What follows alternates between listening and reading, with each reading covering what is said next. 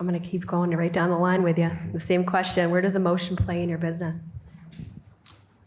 I would say deeply in a lot of ways. So a little bit on my background. I joined a company called Zenefits years back. When you guys still know the name, it probably gives you shivers. So Zenefits got into a ton of trouble for regulatory issues around producer licensing, and we basically entered the market poking everyone in the eye in a way. And it was, we were basically trying to spin the message that technology was going to replace brokers. And I joined the company to lead their sales strategy and operations team.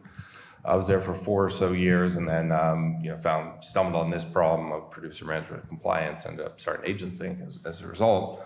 But we ran into a ton of emotion for the broker population every time we were out to kind of out in market and in events, and the kind of fear of being replaced by a robot is a very real thing that I think a lot of folks think about. And as you can see ChatGPT do these amazing things, it's never going to replace the broker. Brokers aren't going anywhere anytime soon. They're a critical piece of the entire puzzle when it comes to distribution, when it comes to actually having a trusted advisor you can turn to when usually on like the worst day of your life, or a day where you have a big loss that you have to figure out how to cover. And that, the brokers as humans they're not going anywhere anytime soon, but they can, become, there was one presentation years ago, was the Iron Man broker. I was told I was gonna get sued for copyright infringement, so I didn't include the graphic anywhere.